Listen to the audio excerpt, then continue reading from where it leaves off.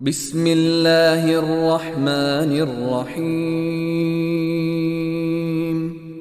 والتين والزيتون وطور سينين وهذا البلد الأمين لقد خلقنا الإنسان في أحسن تقويم ثم رددناه أسفل سافلين إلا الذين آمنوا وعملوا الصالحات فلهم أجر غير ممنون فما يكذبك بعد بالدين أليس الله بأحكم الحاكمين